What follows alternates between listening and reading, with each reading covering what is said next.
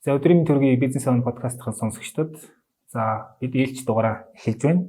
За өнөөдөр бид үе хийдэг номынхаа подкастыг хийх гэж байна. За ингээд хоёр зочноо танилцуулъя. Nasha Tech компани үүсгэн байгуулагч гүйцэтгэх захирал Чинбат ирсэн байна. За мөн дижитал хороо маркетинг үүсгэн байгуулагч Инх Уцгэл маань ирсэн байна. Өдрийн төргийн баяртай. За өдрийн төргийн. За тэгэхээр өнөөдөр бид гурав ямар ном ярих вэ гэхээр нэг ийм ном сонгосон гэх юм авчирсан тийм ээ. Хүмбэр агуус ёо гэдэг Мат Мошери гэдэг хүний бичсэн ийм ном байна. За англи дээр бол Грецио Виден гэдэг ихэд бол гол утга нь бол хүн болгоны дотор тийм сайн SEO болох потенциал байдаг шүү гэдгийг ийм утгатай ийм ном байгаа. За тэгэхээр Чинбат маань бол энэ номыг компани үйл ажиллагаанд менежменттэй бүр бодитоор хэрэгжүүлээд ингээд амтанд нь орцсон юм хүн байна тий. За тэгэхээр ер нь яг эхлээд бол Nasha Tech гэдэг энэ компанийхаа талаар би сонирхож асуумаар байна. Ер нь юу гэдэг компани технологийн чиглэл дотор юунд дээр илүү мэрэгшиж явж байна те. Энэ дээр яахан эхлээд товч мэдээлэл өгвөл. За баярлалаа. Манай Nasha Tech компани болохоор 2018 онд байгуулагдсан. Би үүсгэн байгууллаад. Миний хувьд болохоор 10-аад жил Японд сурч ажиллаж мэдээллийн технологийн салбарт ажиллаж байгаа. 18 онд Монголдо харж ирээд энэ компани байгууллаад тэр цагаас хойш мэдээллийн технологийн үйлчилгээ гадны тэр дундаа Японы компаниудад үзүүлдэг ийм бизнесийг эхлүүлээд 5 жил хагас болоо явж байна. Манайх бол яг нөгөө DX буюу digital transformation те янз бүрийн салбарууд IT-ийн технологи ашиглаад өөрсдөө хурдцтай хөгжүүлэе гэдэг энэ цаг үе дээр тэр IT-ийн системүүдийн хэрэгцээ ихсэн тэр үеийг мэдэрч юм уу те ер нь бол Японы компаниуд эндээс Монголоос IT-ийн үйлчлэгээ үзүүлдэг. Тэгээ сүүлийн үед бол химэл оюун ухаан ерөнхийдөө DX талдаа энэ дата платформуд дээр хийдэг. Тиймэрхүү зүйлс дээр мэрэгшээд явж байгаа ийм компани байгаамаа. Манайх нэг 40 орчим хүнтэй болоо явж байгаа ийм компани. Зөв. Товчхондоо бол ингээд оюуны экспорт хийгээ явж шүү дээ. Яг хуучнаар бол нэг аутсорсинг маягийн гэсэн үг л дээ. Гэхдээ яг арай өөр. За баярлалаа. Тэгэхээр танах энэ Хүмбэр агуус ёо гэдэг энэ гоё номыг өчигдөр би бас уншиж үзлээ. Тэр гоё ном байна. Эрхлэн гаргасан байна. Тэгээд энэ номыг орчуулж гарах болсон бас үндсэн шалтгаан бас юу вэ те. За тэгээ 40 гаруй хүнтэй гэж байна. Нөгөө нэг 50 гэдэг нэг юм босго байгаа шүү дээ. 50 station гэдэг нөгөө тусгай систем хэрэг болдог те. Тэгэхээр яг энэ ном орчуулж гарах болсон шалтгаан тэгээ танад бас яаж тус болж байна те. Эндээсээ хаваалцвал. Би бол анх ингээд мэдээ цөөхүүлээ байж байгаа. Ингээд тавуулаа 6 гэдэг. Ер нь бол маш удаан юм шиг хэрнээ шугам өсөлт хийсэн юм компани байгаа. Тэгээд энэ явцад мэдээж миний хувьд Японд сурсан, Японы IT-ийн компаниуд ажиллаж исэн туршлага дээр үндэслээд тэнд харж үзсэн юм аль болох дөөрэж хийх гэж оролдоод явж исэн. Мэдээж бид шинээр сэтгэх шаардлагагүй тэр менежментийн арга барил гэдэг бол угаасаа сайн юм бичээтэй байдаг гэж бодоод тэгээ ингээ хайгаад тэндээс хэрэглээ явж исэн байна. Тэгээд 2 жилийн өмнө манай энэ удирдах зүйлд байдаг Дорс Намжил гэж залуу маань энэ номыг ерөнхийдөө санал болгоо. Хэдүүлээ ерөөсөө жижиг хэсгүүдийг өөр аргаар биш ерөөсөө энэ номыг менежменттэй барай явчих л та гэдэг санал гаргаад тэгээ бид энийг ер нь уншиж үзцгээгээд энэ ер нь хэрэгтэй байна гэдэг. Тэгээд улмаар компани дотоод вики буюу те документуудаа хадгалдаг газруудаа энэний ингээ хэсгээр нь хуулж тавиад англи дээр ер нь явж исэн. Тэгж ер нь хэдүүлээ энэнийхээ зарим хэсгийг Монгол руугаа буулгахгүй зарим мембрүүд маань ойлгохгүй ч юм уу буруу ойлгох хэрэг байгаа юм биш үгээд багаар орчуулж агаад ер нь нэгэнт ингэж орчуулах юм бол энийг чинь бидэд орчуулад албан ёсоор номыг гаргаад төвшөө олон компаниудад энийг нээлттэй хүртээмжтэй болгоод явбал ерөнхийдөө нөгөө үр бүтээмж сайжраад нийтээр буюу индустригаараа урагшлах юм шүү гэдэг сэтлээс ер нь бол энэ номыг орчуулаад гаргачаа гэж анх зорьсон байна. Тэгэхээр энэ ном тусгасан зарчмууд те арга хэрэгслүүд ирэхэд яг танай компани менежмент ер нь ямар асуудлыг шийдэж өгөөд байна те яг ямар асуудал байгаад яаж шийдвэ гэдэг дээр яг тодорхой жишээтэй ярил тийм ээ. Жишээ дурдвал маш олныг дурдж болох байх. Ерөнхийдөө ямар вэ гэвэл энэ бол энэ номон дээр компани тулгардаг энгийн маш олон давтагддаг асуудлуудыг бүгдийг нь шингээсэн байгаа.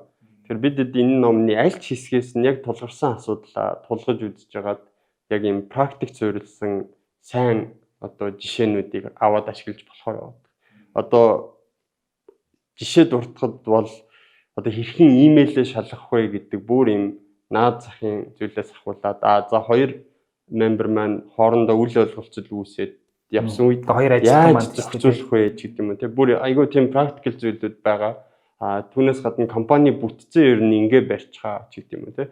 Ер нь шалгарсан ялангуяа тэр Silicon Valley-д байгаа энэ стартапууд, технологийн компаниуд ер нь жижигхэн байх үедээ ямар байдгийг шууд зааж өгдөг гэх юм уу те. Өөрөө бодож бол биш. Ерөнхийдөө ингэсэн дээрээ гэдэг тиймэрхүү practical юмнууд их байдаг учраас шууд аваад хэрэглэх жишээнүүд маш олон. За тэгэхээр энэхүү захирлаас асуухад та энэ номын одоо орчлыг бичсэн байна тий. Тэгэхээр орчуулгын орчлыг тийм ээ. Тэгэхээр ерөнхийдөө таны харж байгаагаар энэ номд бичигдсэн бас одоо зарчимтай арга хэрэгслүүд одоо Монголын бизнесмэнүүдийг менежментийн үүднээс тулгараад байгаас ямар гол бэрхшээлүүд тусалж болохоор байна тий. Энэ дээр танд ажигласан зүйл. Ер нь энэ номыг өмнөх үгийн бичээч хүсэл тавьсан л да надад. Гэхдээ энэ номыг би бас нэлээд өмнө нь англи хэл дээр уншсан байсан юм.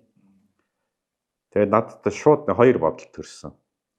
Нэгдүгээрх нь бол би өөрөө өнгөрсөн 3 жилийн хугацаанд яг энэ номыг зохиогч Мат Машари гэдэг хүнтэй адилхан Монголын компаниуд коуч хийсэлтэй. Тэгэхэд бол манай компани захирлууд бол маш тодорхой тэгээд нэг бодлын жижигхэн асуудлыг олон асуудлыг давтан асуудаг. Тэгэхээр бизнесмен хүний нэг онцлог бол одоо академик сургалт онол дээр хүзээд байхтай биш. Өнөөдөр сонсоол маргааш нь өөрт нь яг хэрэглэх боломжоор санагдвал шууд хэрэглэх тийм мэдлэгийг сонирхдаг л доо. Хоёрдугаарх нь бол зүгээр ингээд өөрөө ямар ч номгүй гэх юм уу ямар ч нэгдсэн удирдамжгүй явж ирсэн бизнесмэнүүд ганц нэг тодорхой жижиг асуудлуудыг шийдэхлээр өөрөөгөө чинь харьцангуй бага. Ер нь хүн бол иж үрнээр нь одоо нэг том гарын авлах хэрэгтэй юм гэж харагддаг байсан. Тэгээ ер нь бид нар ч гэсэн ингээд коуч хийж байгаа хүмүүс бол Монголын компаниудад зориулсан гарын авлага, юм өдөр тутмын асуултын хариултаар ном гаргах хэрэгтэй байна гэсэн санаа бол байнга байдгийг. Гэхдээ энэ хүн бол үнэхээр тэрийг бүр өндөр түвшинд олон жилээр хийгээд гаргасан. Тэгээд би бол энэ номыг ер нь мэдчихсэн. Тэгээд эдрийг санал тавихад бол шууд таалагдсан л да. Тэгээ эндээс зүгээр нэг зүйлийг хэлэхэд үнэхээр Монголын компаниудад бол одоо юу гэж хэлэх юм бэ? Компаниуд бүгд дараагийн түвшинд гарах цаг нь болцсон 30 жилийн дараа. Тэгэхээр яаж гарах уу, хаанаас гарах уу, юу унших уу, мэддэг хүн хэн байна гэдэг ингээд маш олон асуултууд байдаг. Тэгэхэд бол хамгийн ихний иж бүрэн хариултыг бол энэ ном өгч байгаа байхгүй. Энэ ном бол маш товчхон их практик ийм ном. Түүгээр их онцлог. Магадгүй энэ номд бичсэн зүйлүүд бол 10-20 номнуудад тарцсан байна. Энэ хүн бол бизнесмэнүүдийн цагийг хэмнэх зорилгоор шууд хэрэгжилж болох зүйлүүдийг цуглуулад тэгээд нэг ном болгосон байна.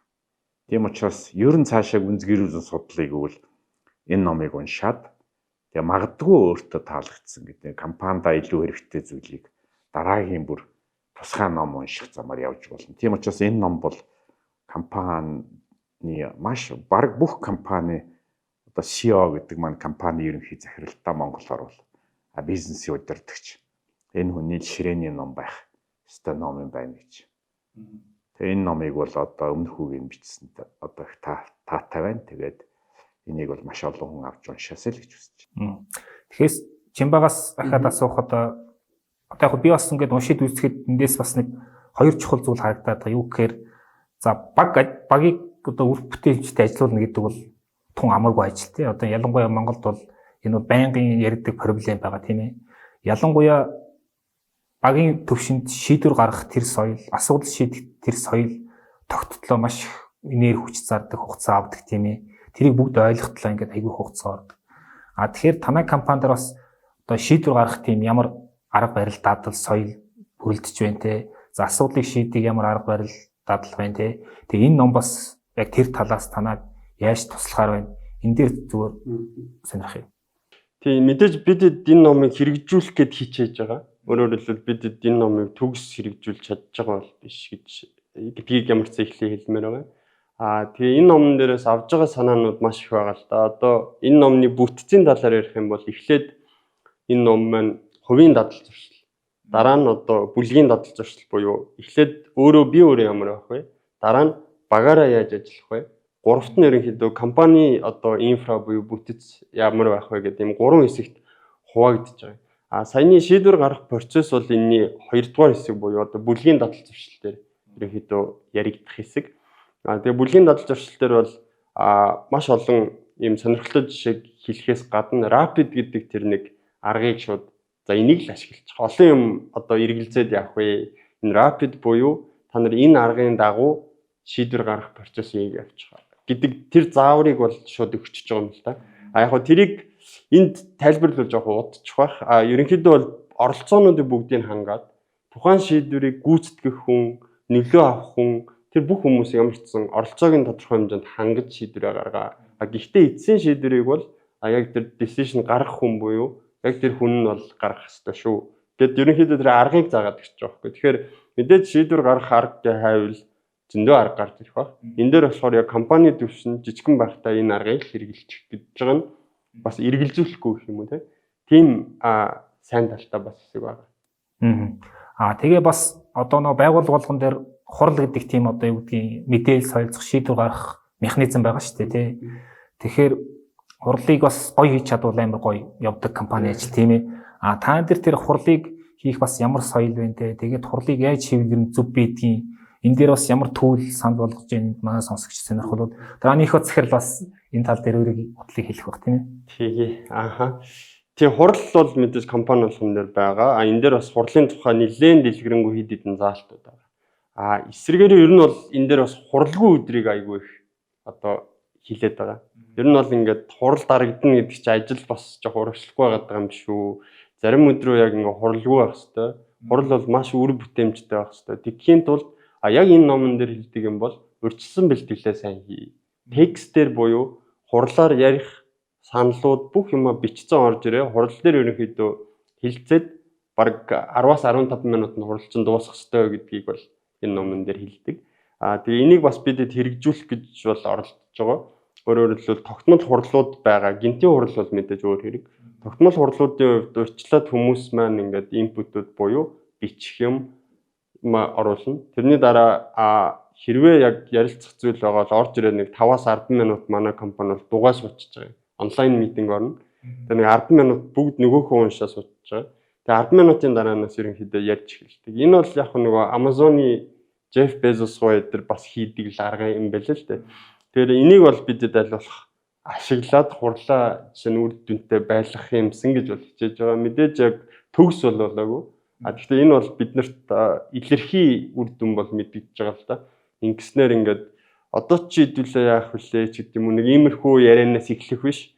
Ер нь бүгд мэдээлэл авчлаа. Саналуудаа угаасаа одоо Google Doc дээр ч юм уу бүгд комментээр оруулчихна. Нэг юм мөрөн дээр нэг асуудал байгаа. Өөрөөр бүгдээр хурал бэлтгэгдсэн хурлаа. Тийм бэлтгэгдсэн орж ирэхийг хичээдэг гэсэн үг.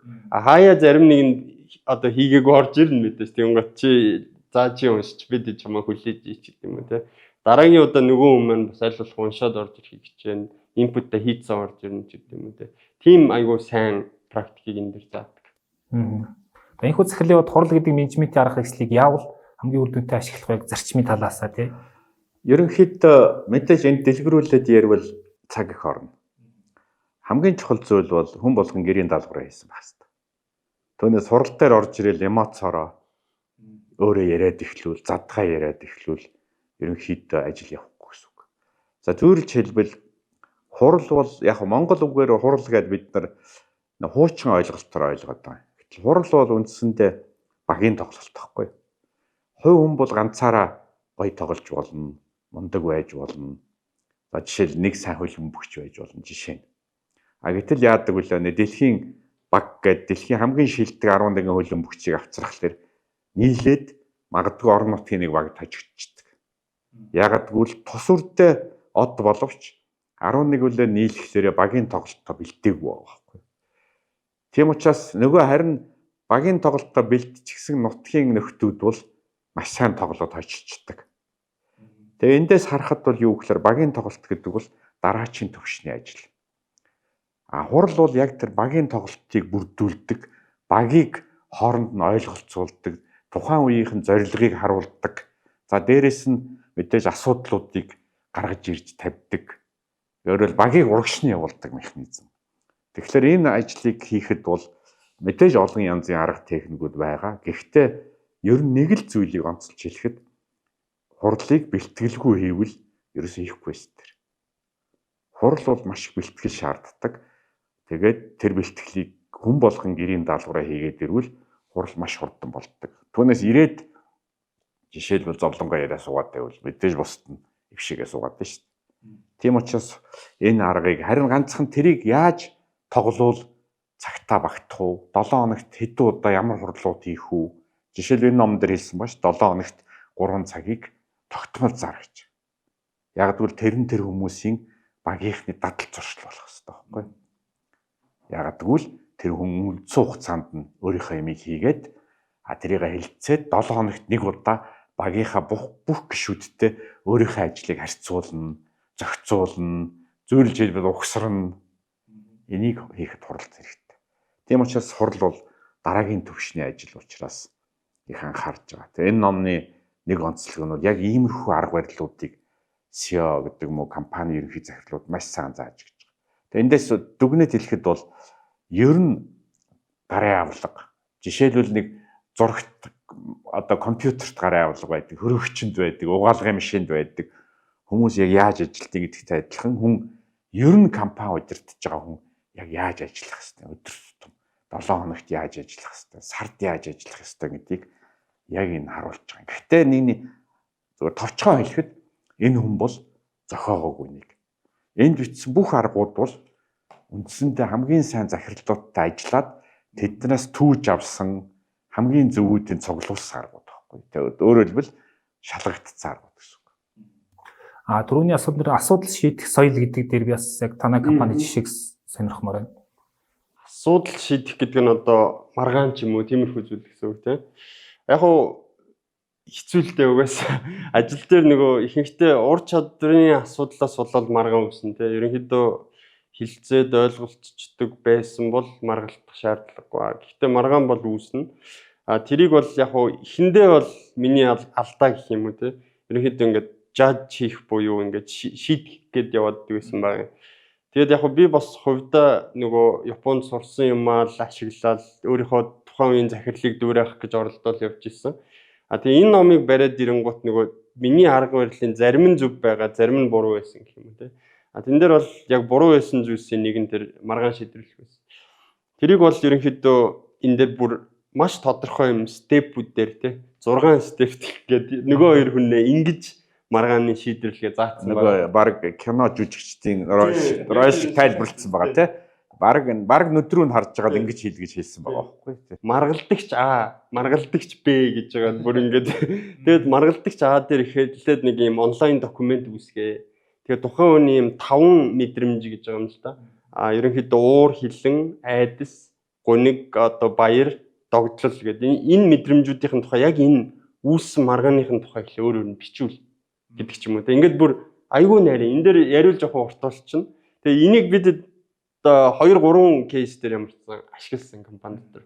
Ямарчсан одоогийн байдлаар бол үрдэн сайн байгаа. Тэгээд энэ нөгөө процесс нь удаан учраас яг тэр явцдаа хүмүүс маань өөрсдөө тайвшраад тэгээ бас юу илээг өөрийгөө нэг ингэж холоос хараад тэгээ энэ дэр чи бас шалгарцсан арга байгаа учраас одоо эхлээд энэ хэсгийг үзүүлээрээ дараа нь энийг үзүүлээрээ энэ тэрэг нэг харилцсан нөгөө картнуудыг ингэж дараалалаар нь үзүүлж байгаа байхгүй юу. Тэр ер нь бол айгүй тийм практикл аргаар ер нь шийдэж болт юм бэл дээ.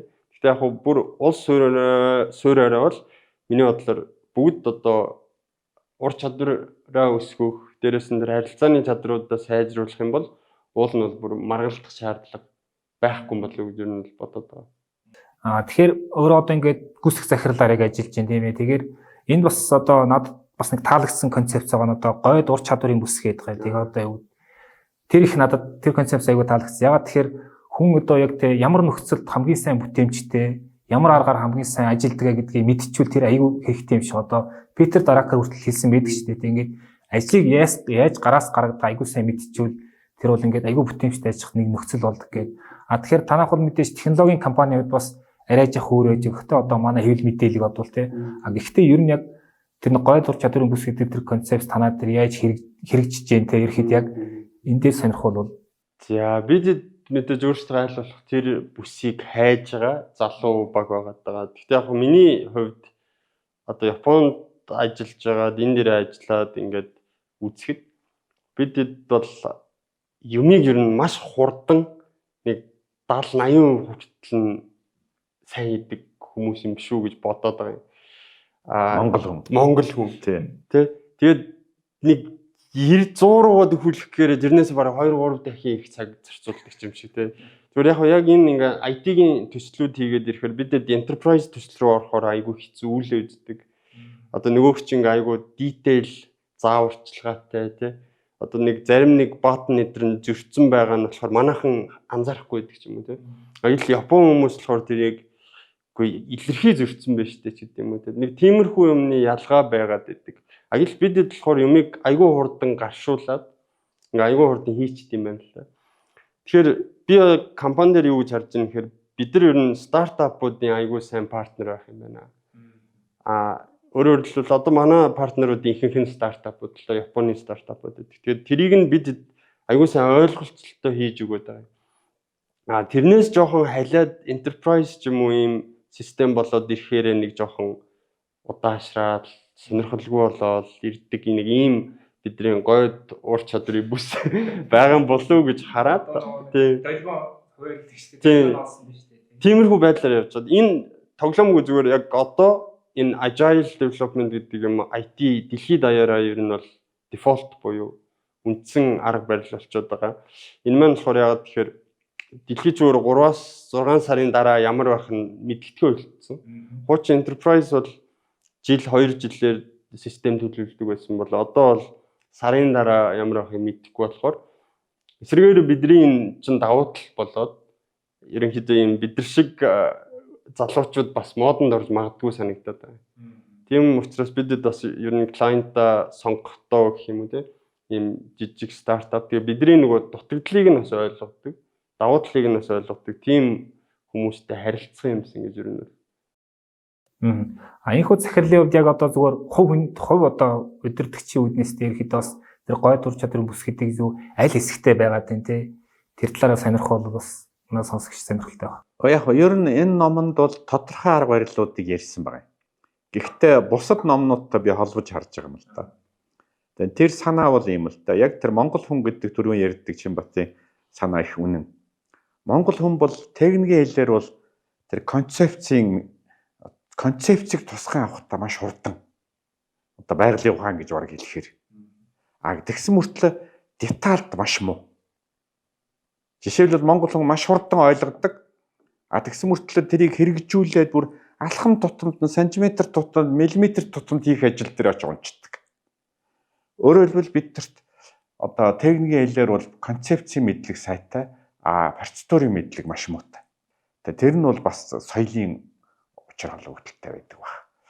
За ер нь тэр онцгой хүн чадварын бүс бол ерөнхийдөө ямар ч менежментийн компаниудад байдیں۔ Зөв хүнийг зөв байранд нь гэдэг эхлээд. Хоёрдугаарх нь мөн тэр хугацаанд ажлын явцыг бас хүмүүст яаж хуваарлж өгөх үү? Энэ хүнтэйгээ тааруулдаг.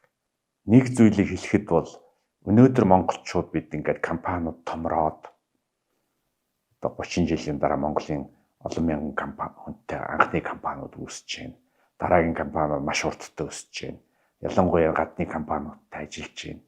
Энэ үед бол дараагийн төвшөнд өрсөлдөхийн тулд бид нар байгалийн ухаанаар явахгүй байхгүй. Байгалийн ухаан бол одоо нэг дугаар байшингийн нэг дугаар давхралт хангалттай.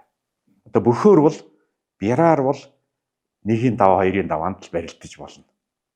3-ын даваанаас эхлээд профессионалууд барилдана. Өөрөөр хэлбэл илүү олон мэгтэй, олон жил дадлага хийчихсэн, дархан мэгтэй ийм дараагийн төвшний хүмүүстэй барилдана шүү дээ. Тэр үед бол бүх хүнээс нэг л зүйл шаардна. Та яг бяраараа дийлэхгүй, харин та техникээр дийлнэ, мэхээр дийлнэ. Одоо юу гэдгийг залим мэхээр гэж нэрлэдэг шүү дээ. Дараагийн сурсан мэдлэг чадваруудыг. Тэгэхээр онцгой бүсийг бол би нэг зүйл хэлэх гэсэн юм. Энийг зөвхөн харах биш, энийг бас тогтоож өгдөг. яг тэр ажилд шаардлагатай компани захирлыг хэрвэл надад бол яг энэ ажилд энэ албан байранд ийм хэрэгтэй гэвэл тэрийг хөгжүүлж явуулж өгдөг. Би тэр талаас бас хараасаа гэж бодож байна. Тийм учраас бизнес сургалт хоёр бол үргэлж нэг бие биенээ нөхөн гэдэг юм аахгүй. Манай компани одоо 10 хүнтэй байхад бол манай нягтлал нэг иймэрхүү байсан. 100 хүнтэй болохоор бидний нягтлал шал өөр. Одоо 10 мэгтэй болох хэрэгтэй байхгүй. 1000 хүнтэй компани нягтлан бол 100 мэгтэй байх хэрэгтэй. Тийм ягаад гэвэл олон мянган партнеруудтай ажиллана, одоо том мөнгө тоолно, одоо төртөө ажиллана гэдэг юм шал өөр арга барил үүсэж хэрэгтэй. Тэгэхээр энэ хоёрыг бас хооронд нь холбож өгөх. Ялангуяа сургалт бол бага хугацаанд ихэн сургах учраас яг саяны ярьдаг гол ойлголтуудыг захирлууд маш сайн мэдчих хэрэгтэй. Өөрөөр хэлбэл хүнийг бол 10 юмд сурах биш, хамгийн гол тэр 3 юмд нь сурах хэрэгтэй гэсэн утгаараа хамгийн түрүү тэгж л ойлгох хэрэгтэй. За тэгээд хүмбэр агуус яг энэ номд маань бас нөгөө нэг харилцаанд үүсч янз бүрийн зөрчлийг зохицуулах одоо талаар янз бүрийн зарчим арга хэрэгслүүд байгаа те. За энэ бол ялангуяа одоо манай Монголын компаниуд дээр маш их гардаг. Захирлаа эн чинь ингээд нэг нөгөөт нь би тгийгүү тэр чинь тэгсэн гэдэг ч юм уу те. Тэгэхээр яг энэ дээр одоо бас өөрийн чинь илүү тусгаж авсан те бас компанийнхаа үйлчлэгэнд хэрэглэе гэж бодож байгаа. Ер нь яг манай сонсогчдод яг энэ л чухал шүү гэдээ яг хэлэхээр харилцаанд үүсч байгаа зөрчлийг зохицуулах дээр. Яг түрүүний маргааны юм дээр бол түрүү ярьсан те. Яг харилцааны асуудал дээр гэвэл мэдээж бид нар бүгдээрээ яг уур чадвараа хөгжүүлэх юмсан гэдэг нэгдсэн ойлголттой байх хэрэгтэй юм байлээ. Яг ингээд одоо баг болоод гадны профешнл хүмүүстэй ингээд бид нар чинь тулж ажиллах шаардлага гарна тийм. Яг тэр үед хаяа ингээд мэдээж уур чадварын дутагдал ажиглагдана. Энэ бол гэхдээ ерөнхийдөө уур чадварын л дутагдал буюу бид нар хөгжүүлэх боломжтой хэсэг гэж ер нь бол хараад байна. Тэгэхээр энэ ном ч гэдэг юм уу эсвэл дотоод сургалт ч гэдэг юм уу энэ бүгд ер нь бол тэрний төлөө л явж байгаа юм. Тэгээд энэ дээр бас нэг гоё юм байдаг нь болохоор чи нэг үгийг 2 удаа хэлж ивэл заавал бичгээр буулгаа гэдэг нэг үг байгаа. Процессор оруулалт. Тийм, процессор оруулалт. Нэг үгийг чи нэг одоо багийнхаа мембер чи нэг зөвлөгөө өгж ивэл наатахаа бичгээр буулгаад тэгээ онлайн документ болгоод дараагийн удаа чи линкийг шид. Өөрөөр хэлбэл чи ингээд чиний цагчаа хайраа. Дараа нь магадгүй менежер чинь дахиад одоо удирдлагын доор байдаг мембертэй бас яг тэр аргаар ажиллах хэрэгтэй. Тэгэхээр ер нь бол нэг юм 2 хэлэгдэнэ гэдэг чинь тэр чинь давтагдах нь байна. Тэгэхээр тэн дээр магадгүй хилээд өнгөрөхөөс чинь жоох урт цаг зарцуулагдаж магадгүй. Гэхдээ эн чинь компани уртаар нь харуул одоо нийт хугацаагаар бол богино болох юм аа гэдэг санааг ямар ч хэлдэг. Тэр бол их ер нь бол авууштай. Тэгээд бидэд бас аль болох хэрэгжүүлэхийг оролдож байгаа. Тэгээд дээрэс нь бас нөгөө одоо бол онлайн болохоор нөгөө дэлгэцээ рекорд хийгээд бичлэг болгоо буулгах чаа. Тэгээд дараа нь бас тэр бичлэгийнхаа линкийг мембертэй өгөө гэдэг ийм юунууд одоо зөвлөгөөнүүд өгдөг. Тэднийг бол бид шууд маргаашнаас аваад хэрэгжүүлэх боломжтой болов гэж бодож байна. За тэгвэл өөрөө бол одоо технологи суртаа хүнтэй технологийн сайн мэрэгчлэлтэн байна гэдэг бол одоо нэг сайн хэрэг. Гэхдээ одоо SEO болно гэдэг чинь бол одоо шал өөр ур чадвар шаардсан шүү дээ. За өөрийн хувьд яг SEO-гийн ур чадвар гэдэг дээр хамгийн том сорилтууд юу вэ? Тэ бас хөгжүүлэх гэж зорж байгаа ур чадварууд юу вэ? Би яг эсрэгээр энэ технологийн SEO гэдгээ давуу тал байж магадгүй гэж хараад байгаа. Яг тэр би өөрийгөө хизээч нөгөө давуулан үнэлэхгүй гэх юм уу. Би дутуу гэдгээ мэдж байгаа.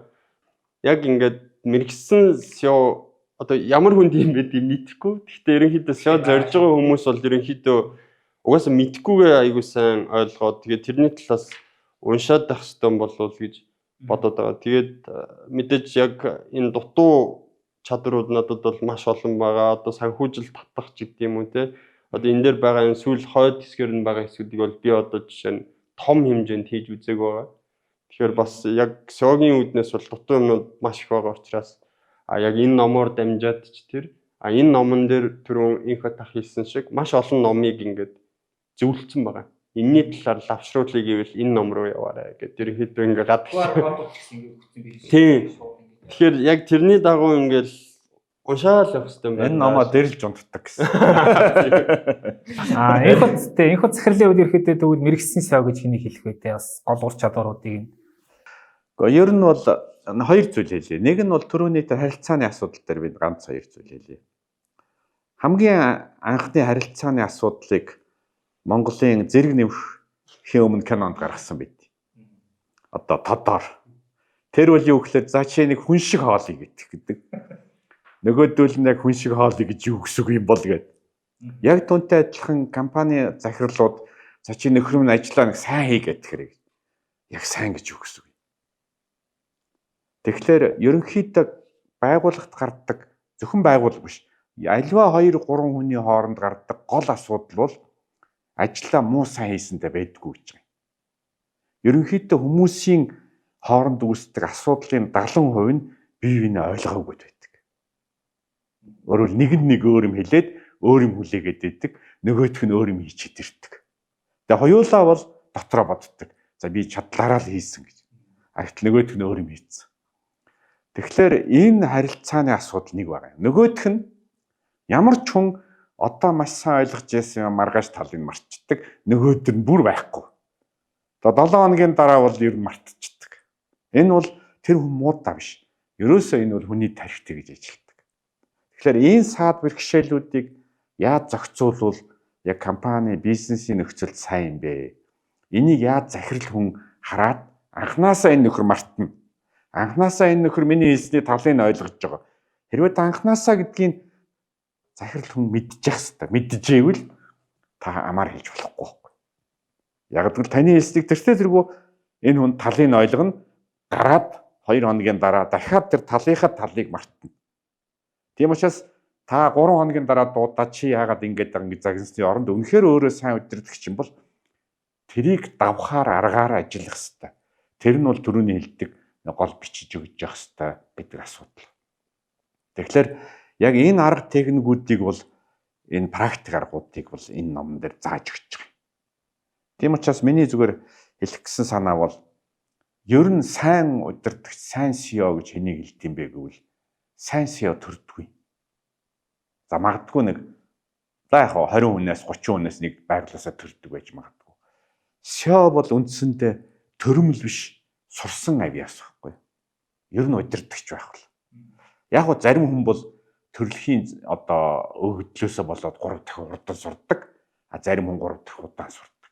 Нэг илээхтэй энэ номын санаа бол хүн болгон сурдаг гэдгийг хэлж байгаа. Тэгэхээр яаж сурдсан бэ гэхэлэр намайг оюутан байхад нэг юм үг байсан. Ах дахь курсын оюутан 1-р курсын оюутан хоёрын хооронд ямар ялгаа байдгийг гэж. Тэгсэн юм шок үг байсан. 1-р курсын оюутны насандаа сонсоогүй юмыг ахлах курсын оюутан аль хэдийн мартцсан явдаг гэж. Яг тэрийн шиг сайн CEO бол энэ бүх юмыг өөрийн дадал зуршил болгоод өөрөө ч мэдэхгүй автоматар хийдэг байхгүй. Жишээл 2 хүн маргалтахад шин CEO бол тэрийг буруу хийнэ, алдна. А дараа ном уншина, 10 удаа давтна, 3 жил давтна. Тэгээ нэг мэдэх тэр хүн автоматар хийдэг болж байна. Тэгэхэд шинэ хүн орж ирээд энэ CEO-стай маш мундаг. Ерөөсө төрөлхийн авьяастай юм шиг ингээл автоматар хийчих шээ. А үндсэндээ тэр хүн бол 1000 давтцсан учраас автоматар хийж байгаа байхгүй. Тэгэхээр сайн удирдахч байх, шинэ удирдахч байх хоёрын гол ялгаа бол үндсэндээ хэд давтсан гэдгээс л болдог. Тэгэхээр хүмүүст хэлэхэд нэг Дензел Вашингтоны тоглосон нэг кино байдیں۔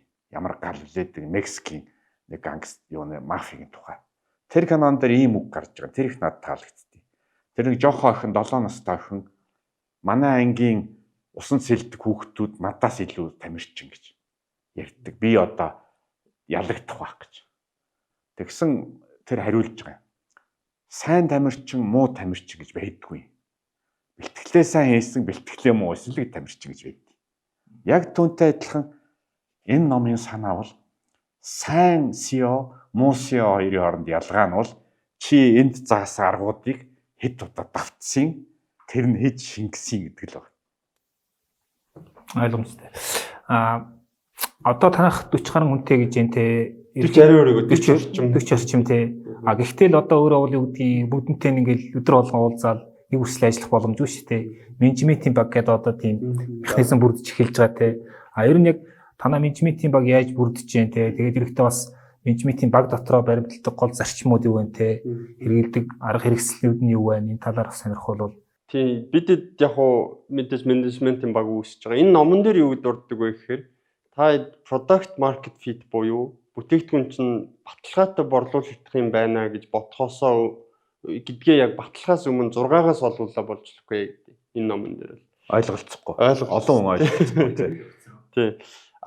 Эсвэргээрээ та 25 хүрээд ирэхээр ерөнхийдөө менежментийн арга барил юу бол явахгүй. Нэг сайн мэдээ нь 25-аа давчвал та магадгүй 100-уулаа 1000-уулаа болж чадна гэдгийг болохоор энэ номон дээр хэлдэг. Тэгээд бидэд бол бас яг эхний өдрөөс л аль болох тэр менежментийн арга барилыг сайн хичээсэн. Тэгээ одоо бол яг бидэд энэ номны ерөнхийдөө дагуу аль болох ажиллахыг хичээж байгаа. Энийг яг вики дээрээ тавиад ямар нэгэн асуудал гарахаар ингэгээд нэг ийм компани дотор кейс гарч ирэнгүүт тэрийг яг одоо дүрмжүүлээд цаашид бид нар энэ асуудал гарч ирвэл яаж шийдэх юм ингээд нэг тухайн үед болохоор илүү хугацаа зарж байгаа юм шиг хэрнээ. Аль болох тэрэн дээр ингээд нухацтай хандаад тэгээ тэрэн дээр шудрах хин нэгэн одоо хит субъектив байхгүй ч гэдэг юм уу.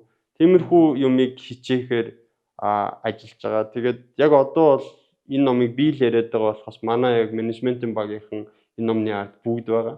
Тэгээд ялангуяа онцлмоор байгаа манай Батцэнгэл гэж одоо ерөнхий менежер залуу байгаа. Тантай имэйлээр харьцаж ингээд бүх юмнууд энэ номны орчуулга бүгдийг даасан.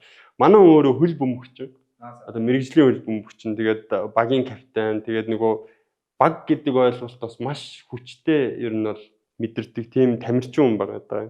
Тэгэхээр нөхөр бас өөрөө тэр менежментийн уур чадвар, энэ ном, компани гэдэг ер нь бүх юмнуудаа холбоод одоо нутагшуулах ажлыг бол Батцэнгэл маш хийж байгаа. Би бас энийг ерөнхийд нь ингээд лид хийгээд тэгээ багаараа түрүүний багийн менежерүүд гэсэн ерөнхийдөө бүгд л нэгдсэн ойлголттой байхыг хичээж байгаа. Ойлголт зөрөөл эхлэхээр чинь түрүүний асуудлууд гараад би чамайг ингэн гэж утсан шүү дээ. Ингэн найдсан шүү дээ гэдэг юмнууд гардаг болохоор аль болох ойлголтын зөрөөгүй яг нэг л ийм дүрмээр бүгдээрээ тэрийг дагна гэдэг тийм нэг л баримтлахыг хичээж байна да. Энэхүү захирлын хувьд ер нь яг SEO-нор менежерүүдийг сайн ажилуулах гол хөшүүрүүд гэвэл яг бас юу хэлэх вэ?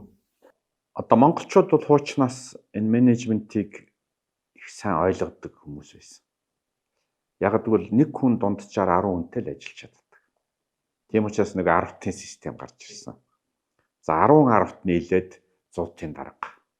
10-100-т нийлээд одоо төмд бомд гэдээ явчихж байгаа 1000-т гээл те. Тэгэхээр энэ бол ерөнхийдөө 10 гэдэг тоондооч биш.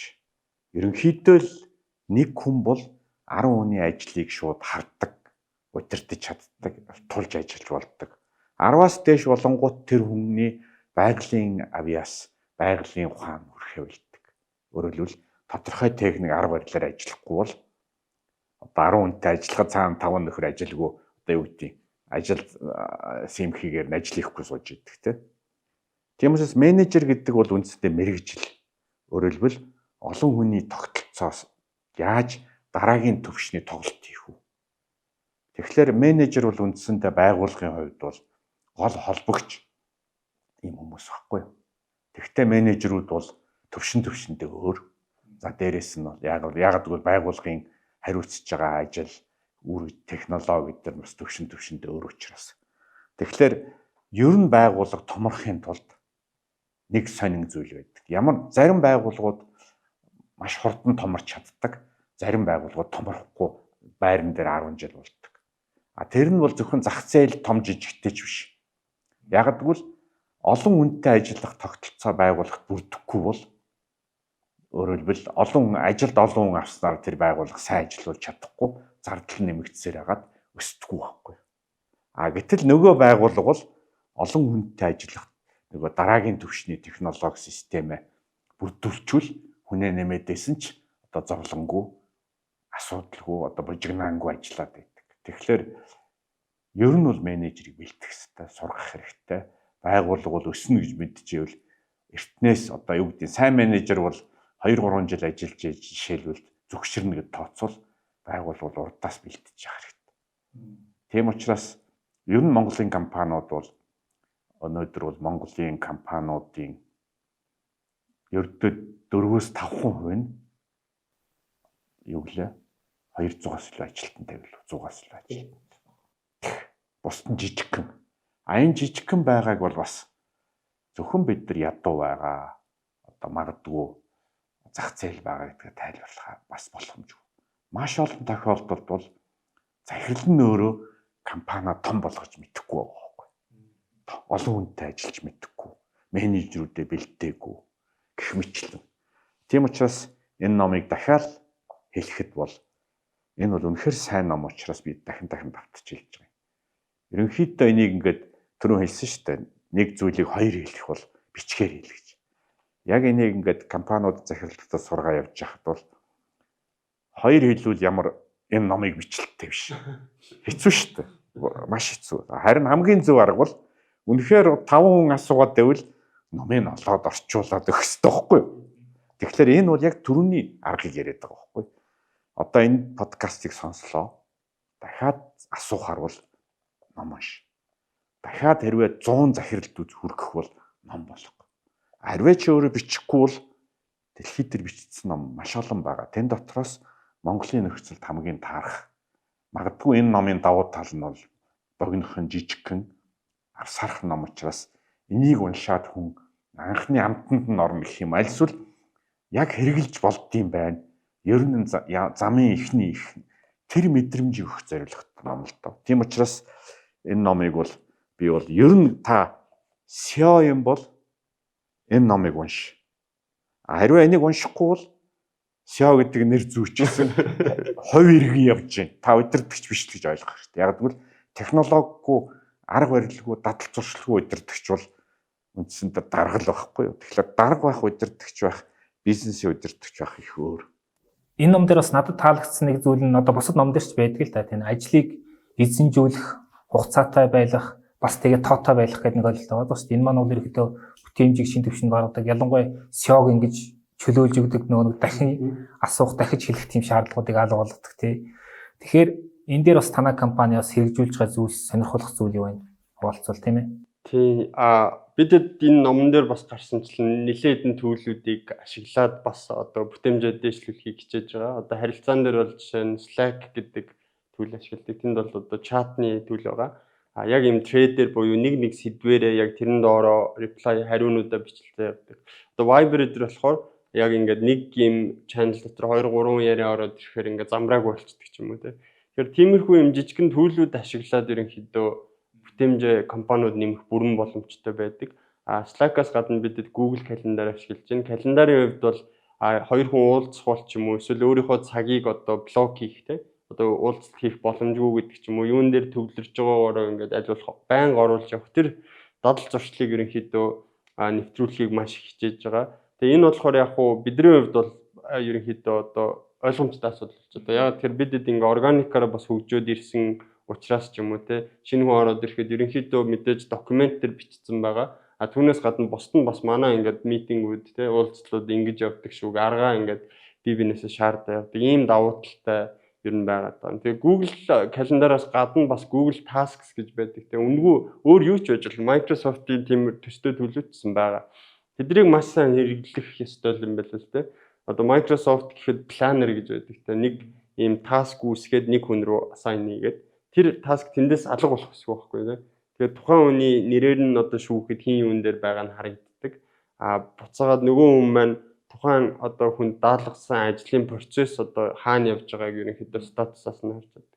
Тэрийг бол маш сайн хэрэглэх ёстой байгаад байгаа. Тэгжиж ерөнхийдөө нөгөө ярианууд хаана ихтэй алга болчихгүй те. Түрүүн бас инфотах хэлжсэн нөгөө яг ингээд бичгээр шаардах гэдэг чинь ер нь бол таск үүсгээд нөгөө хүн асsign хийчих чинь ер нь бол бичгээр шаардсан нэг хэлбэр. Тэгээ тэр бол алга болохгүй. Бид нар юу ч одоо цээжлэх шаардлагагүй.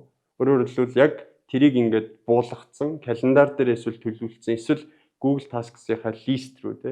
Эсвэл одоо чеклистаас байж болно те хийх ажлууд. Тэгээ тэрлүүгээ буулгачвал ерөнхийдөө тодорхой хэмжээнд мартаж болж байгаа. Дедлайн хүртэл ч юм уу те. Эсвэл хизээ хийнэ гэд төвлөрсөн цаг тавьсан бол яг тэр хийх цаг эртэл ер нь бол өөрийгөө чөлөөлөөд яг тэр үед тухайн хүнч тэндээ төвлөрнө. Тухайн одоо ажлыг хүлээж байгаа хүнчсэн яг тэр цаг нь болохоор тэрлүүгээ харьцна гэдэг. Тэр энэний хэдүүлээ одоо бид нар те бүгд тэр жижигхэн төлөвлүүдийг маш сайн ашиглаж сурах нь хэрэгтэй гэж бодож. За баярлалаа. За тэгэхээр подкаст маань ерөөдөө төгсгөл рүү ирж байна. За тэгээд энэ Хүмбэр агуусяа гэдэг энэ Мат Мошер гэдэг хүний бичсэн энэ ном дээрээс бид гурав ирэхэд ингээд яг багийг яаж үр дүнтэй ажиллахыг гэдэг хэсгээс нь илүү төлхөө ярьлаа. За тэрнээс гадна энд бол одоо компани стратеги буюу одоо алсын хараа үнэт зүйлсгээ тэр асуудалтай холбоотой бүлгүүд бас байгаа. За мөн зах зээл хэрэглэгчтэй холбоотой хэсгүүд байгаа. Ерөнхийдөө сионер тэр тал дээр харах уу гэдэг зүйлүүд бас байгаа тийм ээ. Тэгэхээр их утсгалаас зүгээр сүүлд summary маягаар асуугаад энэ номыг ер нь унших шалтгаан гэвэл та одоо би мэдээж яриан дундаа ярьсан л да. Гэхдээ яг эцсийн нэг хоёр шалтгаан их таялахгүй юу. Тэгээд үлээ подкаст байна тийм ээ. Яг наад асуултыг чинь би бодож байгаад энэ өмнөх үе бичсэн. Гэхдээ энд бол жоохон дэлгэрүүлээд хэлье. Хүмүүс бол манай персонал компьютер гэдэг анх яаж үүссэн юм бэ гэдгийг зарим хүмүүс мэднэ.